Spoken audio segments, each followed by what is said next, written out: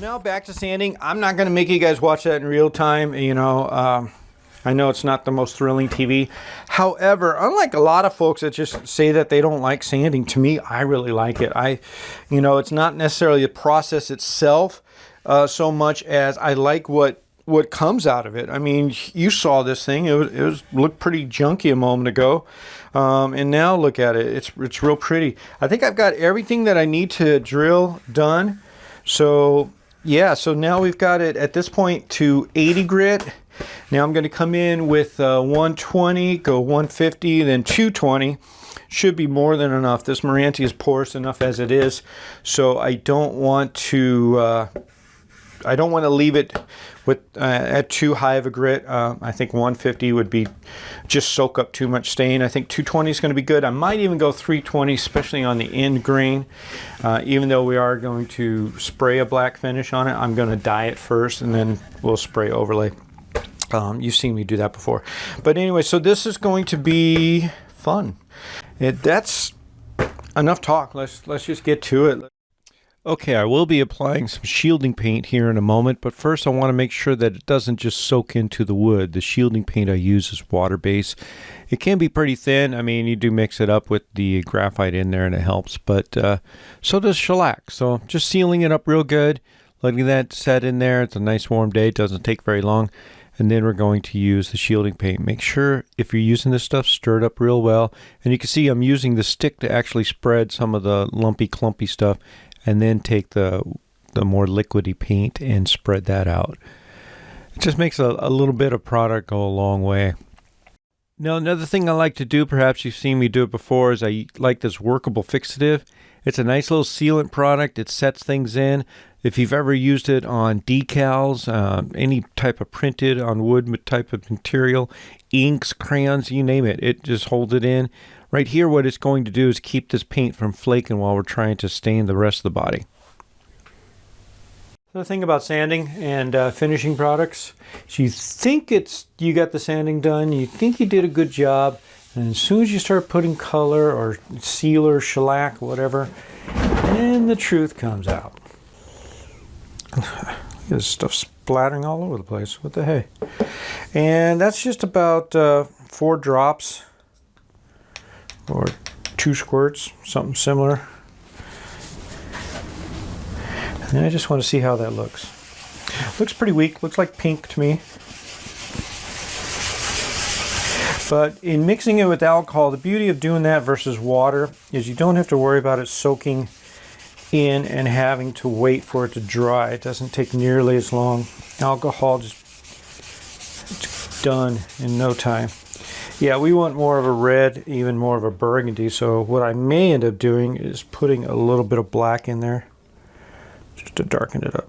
Let's put about 6 more drops.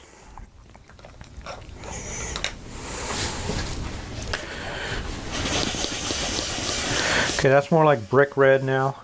Not too shabby.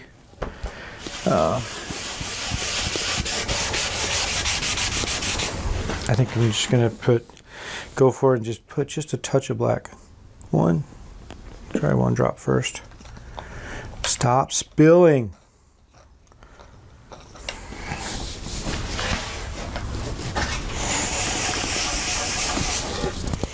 Not quite there. Maybe 2 more drops of black. 3. Let's go 3 drops of black. And 4. 5 drops of red. I could probably mix blue and or purple in there to get that burgundy look. But I didn't, for whatever reason. These are only 2 I grabbed out of my booth. I'm keeping my dyes in the paint booth now. Oh, that's the one right there. Okay, so I'm just going to blend all of that. And that's the other beauty of using the alcohol, is even though I've got one color going in one spot, if you just blend it and work it enough, you'll get it going on the rest of it. Now, even though, again, we are doing this black, and for the most part, I think I'm shooting for trans tint. We're going to go painted more on the edge.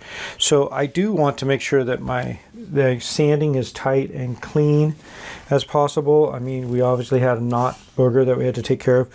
But look at this here. You've got a line going that way from tools. So that's where I scraped it that way and didn't get it sanded this way enough. So you know how they always say sand with the grain. That's why. So it just blends in better.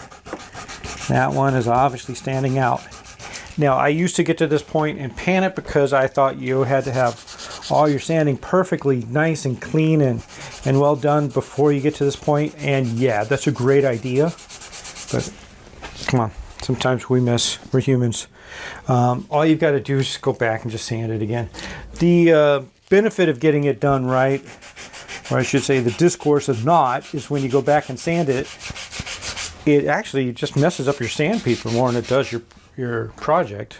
Because look, see, I sanded that. Now I can just come on back and bam, it's done. It looks good. Beautiful. Okay, so I'm not going to do too much more with this red because I want to save it for the other side. And then again, I don't know. I might just leave it on this side too. Let me show it to Ethan and see what he thinks. The only thing I'm worried about is that booger does really stand out. But, you know, it's wood.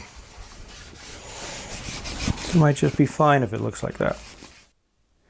Now, here's where I've got a real Mr. Miyagi approach to everything here. It's basically just wipe it on, wipe off, wipe it on, wipe off. And that's what we're going to do. We're getting the pigments, getting the color into the wood itself. And as you could see with that Maranta, you've got those straight, long, darker grains, and it's just filling that in. And it looks really nice. And then I'm just sanding I call them cat hairs because they're little scratches that go opposite or counter direction of the actual wood grains. And so I'm just getting those out with the sandpaper and restaining them, and just keep doing this until you get that color just as rich as you want it to be, and then let it sit for a little bit.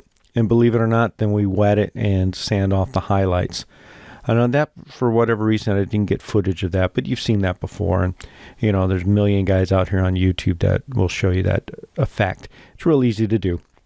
It is exactly what I made it sound like. Just let that alcohol dye sit for a little bit, spray it with a little water, and sand it. I think that's what I'm doing right there. For whatever reason, like I said, missed the spray bottle. But that's all I'm doing is just sanding. You can see the highlights. See that what they call chatoyants coming out, or chatoyants, or however, you know, depending on what part of the Atlantic you grew up on, I guess. But that's it. And then just adding the color to the sides. Now, I have kind of augmented some of that black with some just spray paint, just primer, black primer. And again, for whatever reason, the footage of that didn't really come out. I think it's just the camera angles of, you know, one tripod type camera thing here. But that's what we're going to do. And then oil it up with a bunch of True Oil. Now, I did add some shellac to the dyes. That's what I'm doing right here. And what that does is this makes the last coat of color just kind of stick in there a little bit better and seals it up. So when I rub on the True Oil, it doesn't pull the color back out. Because if you do it right away, don't let that color sit well, that's exactly what will happen. You'll just smear color all over the place. But it's getting there, and this is what I like. I love this finish. I would have gone with this finish and left it that way, but this is not my guitar. This is the customer's guitar, and I showed it to him like this, and it's got that open grain. Just imagine those old 60s SG models were very much the same way, same wood basically. And so, they had a good feel to them, a good look to them, and you just had to keep maintenance on them and oil them up every other year or so. But they'll last forever and look good and play good. But it's not my guitar. Oh my, what can I say? It's looking very pretty, and even what minor flaws there might have been are looking equally as pretty as the rest of it. It's got a really good sheen to it. It is hard. It is quickly dried. I don't know if I'd call it cured, but it's the next best thing. I feel like I could lean on it.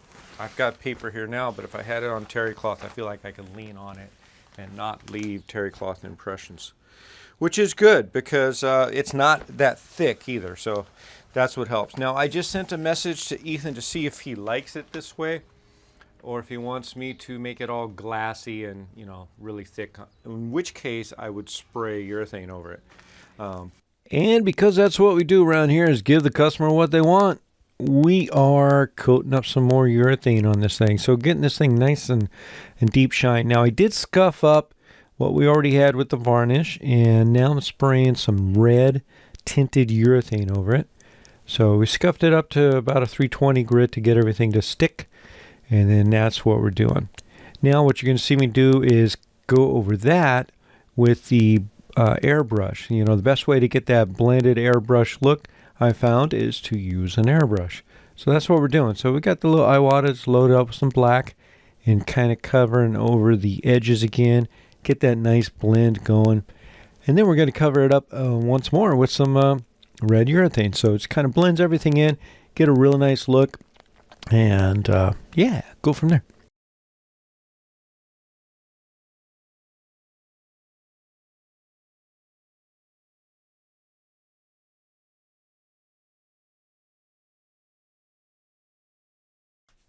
Now, before we get the final clear coat going, we've got to scuff it again. So this is all scuffed back to 320 once more. And then I'm doing the lettering and going to do the logo on the face of the headstock. And there I am with my fixative. So I do the lettering twice to make sure that it sticks. And extra fixative because the fixative works with everything. Where sometimes urethane make your ink run. It's good to do the ink, then the fixative, and then the urethane sticks to the fixative. And it's amazing stuff. So here we are. I put this down with some CA, and then I'm just sanding that CA nice and flat.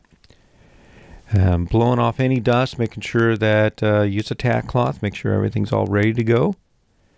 And here we go. So I've got the clear coat going, and got a little amber in there. And I noticed that it just needs to get some color to pop, and nothing does that better than some liquid gold.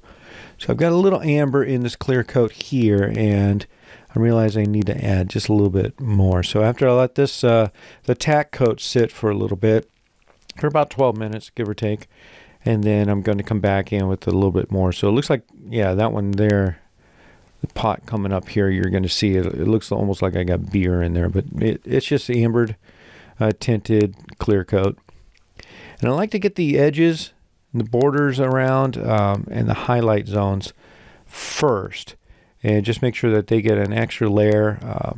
It makes it better when you're doing the flat sanding just to know you've got extra coverage in those areas. You're not going to rub it off. Definitely got to get the bottom piece there.